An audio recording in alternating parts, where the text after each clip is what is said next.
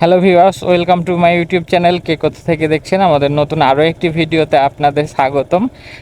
প্রচণ্ড রোদ উঠেছে। রোদ বলতে কয়েকদিন ধরে মেঘলা আকাশ ছিল, বৃষ্টিও হয়েছে। বৃষ্টির পরে সুন্দর রোদ উঠেছে, ভালো লাগছে ওয়েদারটা। ভাবলাম বিভিন্ন কাজের চাপে তো থাকি সব সময়, আপনাদের সঙ্গে একটু কথা বলি। সকাল সকাল সকাল সকাল ক্যামেরার কি বলবো, ফুটেজ অনেক সুন্দর আছে, এটি আমার অনেক ভালো লাগে। যদিও এর থেকে আরেকটু বেশি রোদ থাকলে আরও সুন্দর ফুটেজ আপনাদের দেখাতে পারতাম। এটি মূলত চাঁপাইনবাবগঞ্জের শিবগঞ্জ চাঁপাইনবাবগঞ্জ সড়ক। যেটি বলছিলাম যে চাঁপাইনবাবগঞ্জের শিবগঞ্জ উপজেলার আম সর্বশ্রেষ্ঠ আম, সারা দেশে জনপ্রিয় ছিল অনেক আগে থেকেই। আর চাঁপাইনবাবগঞ্জে যুগ যুগ বছর আগে থেকেই মূলত আম উৎপাদন হয়ে আসছে।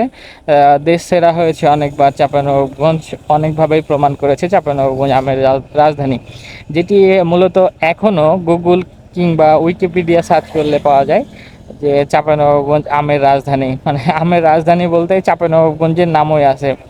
তবে বিষয় হচ্ছে যে যেটি আমি একটা আমার পেজে দেখলাম যে একদম কাড়াকাড়ি করতেছে অনলাইনে, বিশেষ করে নওগাঁ আর চাঁপাইনবাবগঞ্জ কাড়াকাড়ি করতেছে যে চাঁপাইনবাবগঞ্জ আমের রাজধানী না, আমের রাজধানী এখন চলে গেছে সাপাহারে। সাপাহারে বলতে গেলে আম উৎপাদন হচ্ছে, তারা ভালো আম উৎপাদন করতেছে, এতে কোনো সন্দেহ নাই।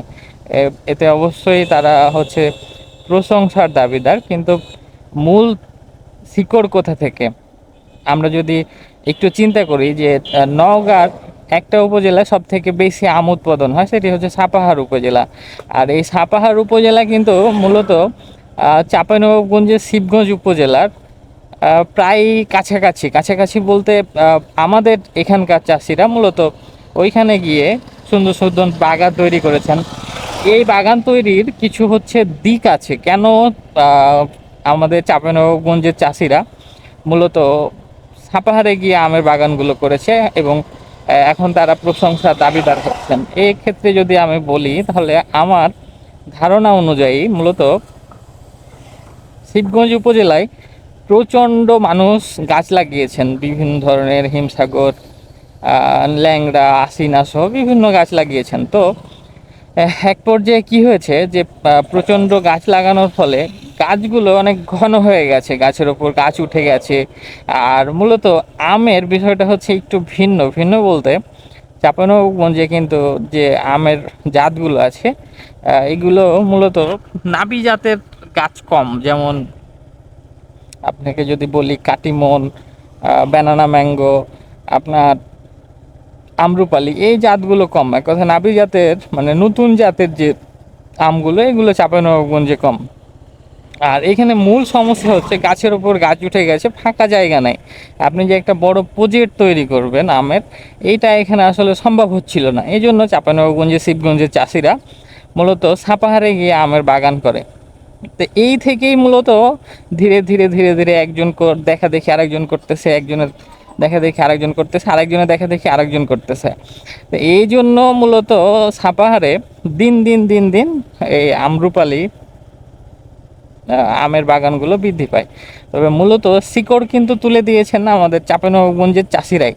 তো সেক্ষেত্রে চাঁপাইনবাবগঞ্জকে তাদের ধন্যবাদ দেওয়া উচিত আমার জ্ঞানে। যাই হোক, তারা এখন বলতেছে আমের রাজধানী সাপাহারকেই গণনা করা হবে। এখন একটি উপজেলায় বিশেষভাবেই আম উৎপাদন হচ্ছে, তো অস্বীকার করার কিছু নাই। আর তাদের আম্রপালি ভীষণ সুস্বাদু, এটাতে কোনো সন্দেহই নাই। কারণ আমি অনেকবারই খেয়েছি, অনেকবারই সাপাহার যাওয়া হয়েছে বিভিন্ন কাজে, সেই ক্ষেত্রে আমার কোনো অভিযোগ নাই। কিন্তু আমার কথা হচ্ছে যে শেকড় হচ্ছে চাঁপাইনবাবগঞ্জ আমের। এখনও চাঁপাইনবাবগঞ্জে যে গাছগুলো রয়েছে এক একটা 100-150 বছর আগের, বিশেষ করে ফজলি গাছ, হ্যাঁ হ্যাঁ ফজলি গাছ এখনও দেখা যায়, 100-150 বছর আগের পুরনো ফজলি গাছ রয়েছে। তো সেক্ষেত্রে কি করে সাপাহার আমের রাজধানী হিসেবে দাবি করে? আমি যদি আরেকটু কথা আপনাদের বলতে চাই, কিছুদিন আগে, কিছুদিন বলতে ঠিক সময়টা আমার মনে পড়ছে না, ব্যারিস্টার সুমন তো সারা দেশেই অত্যন্ত জনপ্রিয়, বিশেষ করে ফেসবুকের কল্যাণে, এটা সবাই জানেন। আর ব্যারিস্টার সুমনকে চিনে না এমন কোনো ব্যক্তি ফেসবুক চালায় বা ফেসবুক চালায় এমন কোনো ব্যক্তি ব্যারিস্টার সুমনকে চেনেন না, এমন মানুষ খুঁজে পাওয়া সত্যিই দুষ্কর। এখন বিষয় হচ্ছে যে ব্যারিস্টার সুমন কিন্তু নওগাঁয় এসেছিলেন। তো নওগাঁয় আসার পরে তিনি একটি বাগানে দাঁড়িয়ে একটি ভিডিও করেছিলেন। ভিডিওতে তিনি বলেছিলেন আমের রাজধানী নওগাঁতে আসছি। তো সেখানে হচ্ছে আমাদের চাঁপাইনবাবগঞ্জের অনেক মানুষই কমেন্ট করেছিলেন যে এইটা হচ্ছে কোনোভাবেই আপনি বলতে পারেন না, আমের রাজধানী শুধু চাঁপাইনবাবগঞ্জই। আর এইটা সত্যি। পরে ব্যারিস্টার সুমন নিজেও হচ্ছে আম খেয়ে দেখে বিভিন্ন ডকুমেন্টস, বই, গুগল ঘেঁটে দেখে তিনি হচ্ছে ভুল স্বীকার করেছিলেন যে আমের রাজধানী চাঁপাইনবাবগঞ্জই। হ্যাঁ, তবে সাপাহারেও ভালো আম উৎপাদন হচ্ছে। এখন ব্যারিস্টার সুমনও তো অনেক গাছের চারা নিয়ে যে তার এলাকায় লাগাচ্ছেন। এখন সে যদি ভালো ফলন পায় তাহলে কি আপনি তার এলাকাকে আমের রাজধানী বলতে পারবেন? এটা কোনোভাবেই সম্ভব না। এটা হচ্ছে একটা পাগলামি ছাড়া আর কিছু না আমি বলবো। তবে হ্যাঁ, সাপাহার আমে ভালো করতেছে, তাদের জন্য শুভকামনা। আর যারা এই অনলাইনে বেশি বাড়াবাড়ি করেন, আমি তাদেরকেও বলবো যে আপনি হচ্ছে যে এইসবে অন্য একটি জেলার বিষয়ে এভাবে বলতে গেলে, ওই জেলারও তো মানুষ থাকে ভাই। প্রত্যেকটা মানুষ নিজের জেলাকে নিজে প্রেজেন্ট করবে, এটাই স্বাভাবিক। সবাই চায় নিজের জেলা ব্র্যান্ডিং হোক। এখন আপনি আপনার জেলা ব্র্যান্ডিং করতেছেন, চাঁপাইনবাবগঞ্জের মানুষও তো আছে, চাঁপাইনবাবগঞ্জের মানুষও তো চাইবে যে চাঁপাইনবাবগঞ্জের ব্র্যান্ডিং আরও বাড়ুক। এখন চাঁপাইনবাবগঞ্জে চাঁপাইনবাবগঞ্জকে ব্র্যান্ডিং করার কিছু নাই, কারণ চাঁপাইনবাবগঞ্জ অনেকবারই আমে, কাঁচা পেতলে বিখ্যাত হয়ে রয়েছে।